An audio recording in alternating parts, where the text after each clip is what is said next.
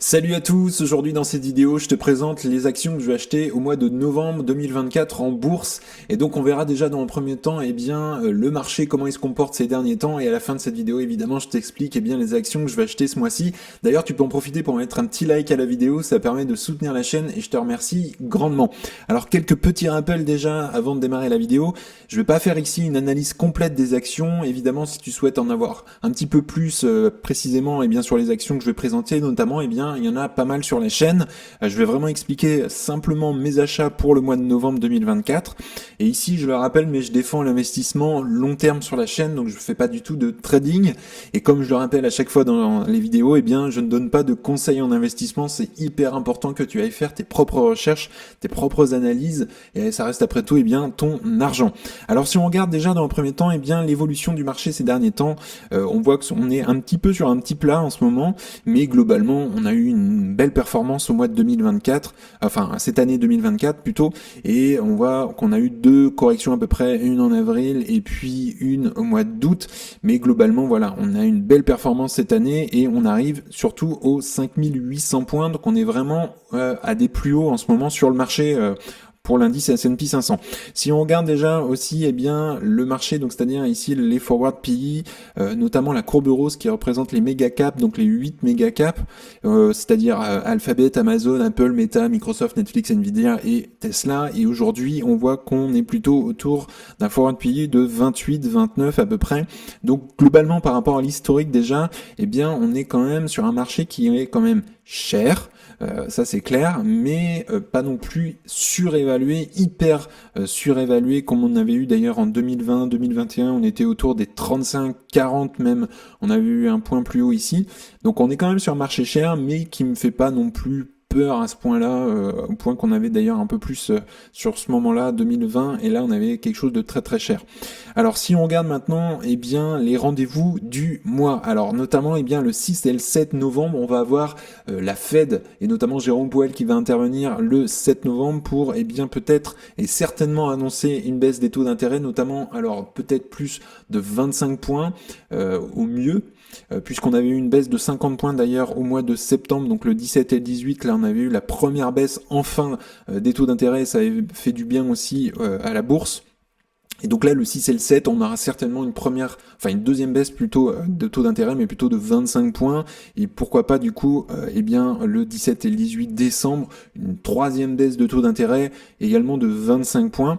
Alors, si on regarde également les autres rendez-vous du mois, évidemment, on va avoir encore des résultats trimestriels, même si on a eu une grosse partie, fin octobre 2024. Et donc ici, c'est les entreprises en bleu. Une qui va m'intéresser notamment, ça va être Celsius le mardi, 5 novembre. Donc là, c'est l'entreprise où je suis investi. Et puis également, on va avoir d'autres entreprises, Nvidia le 20 novembre, donc le mercredi 20 novembre. Donc là, je vais regarder puisque je suis investi dessus, mais voilà, c'est toutes celles qui sont en bleu. On va avoir Alibaba également le 21 novembre qui va sortir ses résultats. Mais voilà, on a eu la grosse partie qui a été faite surtout les 2 dernières semaines du mois d'octobre. Alors également, si on regarde les indicateurs, donc les taux d'intérêt et puis l'inflation aux États-Unis. Donc déjà dans un premier temps, l'inflation, on voit très clairement les effets de la politique monétaire aux États-Unis, surtout depuis mars 2024, on a une inflation qui baisse. Et donc ça, c'est très encourageant pour l'économie. Et on voit très clairement qu'on arriverait sur les 2% qui est l'objectif de la Fed et aussi de la BCE pour l'Europe, de revenir sur une inflation à 2%, et on y arriverait d'ailleurs en mars 2025, donc le premier trimestre, donc on y est dans quelques mois et ça arrive très bientôt. Évidemment, tout ça, il va falloir le scruter avec tous les indicateurs qui vont sortir, le chômage, création d'emplois, l'inflation, la consommation, etc. Et ça va donner tous ces indicateurs, des grandes données surtout, et c'est suivi par la Fed pour les prochaines baisses de taux d'intérêt ou pas d'ailleurs. Et puis si on regarde du coup l'évolution des taux d'intérêt, on était cet été du coup à 5,5. On a eu enfin une première baisse des taux d'intérêt, du coup le 18 septembre dernier, et on est tombé à 5%, donc on a voilà, la Fed a baissé de 50 points ses taux d'intérêt, et donc là on aura certainement plutôt une baisse modérée, j'ai envie de dire, au mieux de 25 points, donc début novembre, et ça on le suivra ensemble sur la chaîne, et puis une deuxième baisse éventuelle de 25 points bien en décembre, pour tomber du coup à la fin de l'année 2024 à 4,5, ça c'est je pense ma théorie, et donc on aura des baisses suivantes qui vont être aussi plus modérées, peut-être de 25 points, mais ça évidemment il faudra suivre tout ça avec les indicateurs économiques qui sortiront dans les semaines prochaines. Alors maintenant on va regarder bien les actions que je vais acheter au mois de novembre 2024, et la première c'est Celsius, j'en ai pas mal parlé sur la chaîne. Donc Celsius, entreprise qui fabrique des boissons énergisantes, mais plutôt aspect donc bien-être et santé, et donc ici on voit la performance depuis le début de l'année, où elle avait pas mal monté d'ailleurs à un point assez haut autour des 96 $, elle avait fait une petite chute et elle était repartie aussi à son point le plus haut, mais on voit qu'il y a surtout un point assez haut qui est bloqué pour l'instant, et on voit que surtout c'est la dégringolade depuis fin mai, début juin, et là on est autour des 30 $ l'action. Donc j'avais fait une analyse sur la chaîne, donc si tu souhaites en savoir un petit peu plus sur l'entreprise, tu peux aller voir la vidéo sur la chaîne, elle est toujours dispo, et mon prix d'achat aujourd'hui il est à 31 $. Donc si on regarde un petit peu plus en détail, alors on n'a pas encore les résultats au moment où je fais la vidéo, puisque ça va sortir le 6 novembre. Donc aujourd'hui l'action est à 31 $, et si on rentre un petit peu plus en détail dans les comptes de résultats, on voit surtout qu'on a un chiffre d'affaires qui ne cesse d'augmenter de trimestre en trimestre, et ça c'est vraiment très encourageant. On a une marge brute record surtout à 51%, enfin 51,66 pour être précis, au dernier trimestre. Donc j'ai hâte de voir ce qu'ils vont sortir pour le troisième trimestre bientôt là. On a une marge nette qui est à 19% ce dernier trimestre.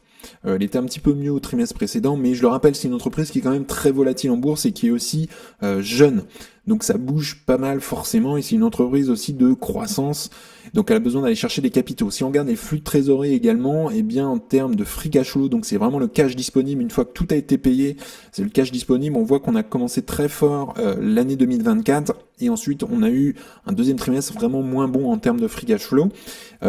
Ça m'inquiète pas pour l'instant très fortement, puisque c'est encore une entreprise de croissance qui est pas mature aujourd'hui, et qui est encore très jeune.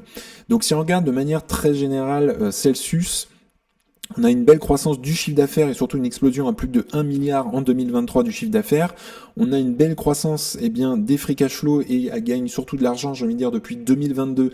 Alors certes, ça fait pas longtemps, mais c'est très encourageant, puisqu'avant on était quand même sur des négatifs, et 2021 c'était vraiment une mauvaise passe. Mais là on est vraiment sur une belle dynamique. Le ROCE, c'est pareil, il a tendance à s'améliorer ces derniers temps, 9%, presque 10% pratiquement en 2023. Donc ça c'est vraiment très bien. Pas de problème de dette, puisqu'elle est capable de rembourser Celsius sa dette très rapidement. Et puis par contre c'est l'émission d'actions, même si on voit globalement, et ça me rassure, c'est surtout depuis 2020 que ça stagne, donc il n'y a pas de grosses émissions d'actions. Ça a été fait surtout depuis 2015, entre 2015 et 2020, je dirais pendant 5 ans, on a eu énormément de dilution de l'actionnariat, et ça tend à stagner surtout depuis 2020. Et puis la marge free cash flow qui a tendance surtout à s'améliorer quand on voit ça. Alors un petit peu meilleur en 2022, mais ça reste tout à fait acceptable, 10% en 2023 de marge free cash flow. Alors si on regarde pourquoi je l'achète à 31 $, donc aujourd'hui les 12 derniers mois en termes de free cash flow par action, on est à 1,04 $, et le taux de croissance aujourd'hui, moi je vais pas mettre plus de 10% pour rester assez conservateur. Et si on regarde les ratios prix cash flow, donc on voit très clairement qu'aujourd'hui on est revenu sur des niveaux beaucoup plus acceptables que auparavant. Moyenne sur 10 ans 151 et moyenne sur 50 336. Donc elle gagnait pas d'argent déjà, et là on est à 29 aujourd'hui, et moi je vais pas mettre plus de 25 pour les prochaines années. Donc en calculant tout ça d'après mes estimations, aujourd'hui on est pratiquement à 31 $ l'action, et pour avoir une certaine marge de sécurité, je vais prendre 13%, et aujourd'hui il faudra la payer 33 $ pour avoir une performance de 13% par an. Pour 14% par an, il faudrait la payer 31 $. Donc voilà, aujourd'hui, pour moi, à ce prix-là, elle est vraiment au bon prix. Et je le rappelle, ça reste mes estimations. Fais tes estimations si l'entreprise t'intéresse. Deuxième entreprise que je vais suivre, eh bien, ça va être Enphase. J'en ai déjà parlé pas mal et Enphase a surtout craché suite aux résultats du troisième trimestre 2024. On le voit très clairement ici. Depuis le début de l'année, elle faisait yo-yo en bourse entre les $100, $120 et suite aux résultats du troisième trimestre 2024, eh bien, elle a complètement craqué et on est tombé aujourd'hui autour des $80 l'action. Donc, eh bien, je vais me dire, tant mieux. C'est parfait, je renforce, je vise autour des $90 l'action aujourd'hui. Donc si on regarde eh bien un petit peu ce qui est sorti ces derniers temps pour Enphase, on a aujourd'hui une action qui est à $86 au moment où je fais la vidéo. Et si on regarde eh bien le chiffre d'affaires qui a été sorti, eh bien il est quand même bon, hein, on est quand même à 380 millions à ce trimestre-là. Donc ça c'est vraiment encourageant et on voit globalement qu'on est sur une belle reprise. C'est ça qu'il faut regarder des fois, c'est les petites lignes. Et on voit que premier trimestre, deuxième trimestre et troisième trimestre, on est quand même toujours en croissance. La marge brute, eh bien, on est à 46%. C'est vraiment ce qu'on a connu de meilleur pour Enphase pour l'instant, même si on a eu un 48% quand même au quatrième trimestre 2023, donc il y a pratiquement un an. Et la marge nette aujourd'hui, elle est à 12% au dernier trimestre. Donc voilà, on est quand même sur vraiment du très bon hein, pour du Enphase. Et puis donc si on regarde maintenant en termes de flux de trésorerie, en termes de free cash flow, on est à 187-145 au dernier trimestre et attendez-vous, on est quand même à une marge de free cash flow à 49%. C'est vraiment très très très bon. Donc ça c'est vraiment très encourageant pour Enphase. On est vraiment sur un point vraiment le plus haut. On n'a jamais connu ça pour Enphase. Et puis en termes de free cash flow par action, on est à 1,34$ ce dernier trimestre. Donc voilà, on a vraiment une boîte de qualité. On a une belle croissance du chiffre d'affaires ces dernières années. On a une belle croissance aussi des free cash flow. On a un ROCE qui s'établit à 24%. Donc ça, c'est vraiment très très bien. Pas de problème de dette pour Enphase. Elle peut rembourser sa dette surtout en moins de 3 ans. Si on regarde en termes de dilution de l'actionnariat, on est sur quelque chose qui stagne surtout depuis 2020. La grosse dilution a été faite, j'ai envie de dire, entre 2015 et 2020. Là, on est sur quelque chose qui stagne, voire avec un petit peu de rachat d'actions d'ailleurs entre 2022 et 2023. Donc, très bien. Et puis, marge free cash flow à 24%. On a des marges qui s'améliorent. Donc voilà, on a vraiment une boîte eh bien, de qualité. Alors maintenant, si on regarde eh bien la valorisation de l'action, donc aujourd'hui l'entreprise est à 86, donc aujourd'hui eh bien je vais rester conservateur, je vais pas mettre plus de 10% de croissance des free cash flow sur les prochaines années. Et puis si on regarde le ratio prix free cash flow, aujourd'hui on est à 32, la moyenne 5 ans à 60 et la moyenne à 10 ans 38. Donc on peut se dire déjà dans un premier temps l'entreprise est revenue un peu moins cher par rapport à son historique, même si elle reste chère aujourd'hui. Et donc moi je vais pas mettre plus de 20, je vais vraiment être assez conservateur avec Enphase. Et donc avec ces estimations-là et en prenant une petite marge de sécurité, eh bien on pourrait avoir un retour sur de 13% par an en la payant à $76. Et si on veut du 12% par an, on serait à 83. Donc voilà, on est vraiment aujourd'hui dans quelque chose de tout à fait correct.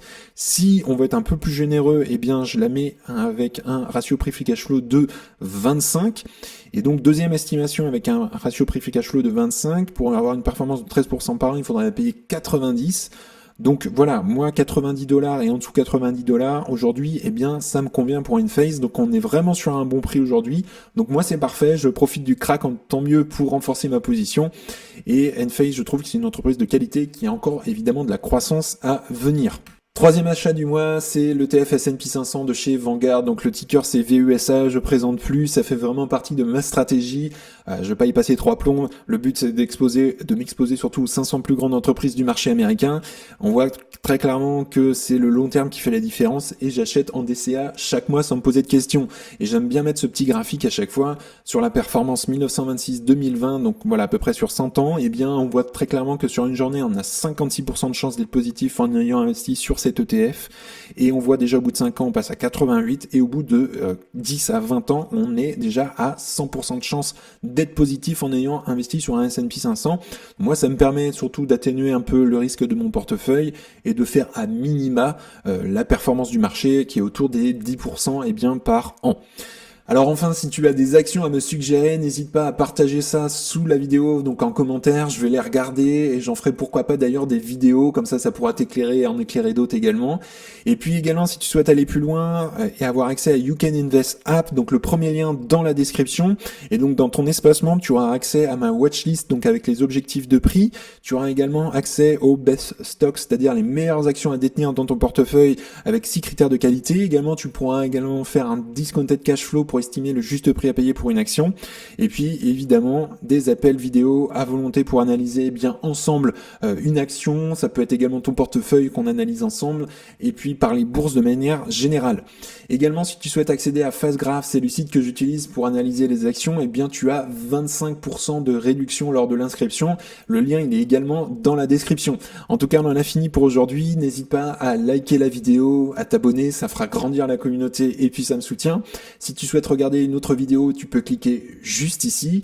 En tout cas, je te souhaite une excellente journée et à bientôt pour une prochaine vidéo. Salut!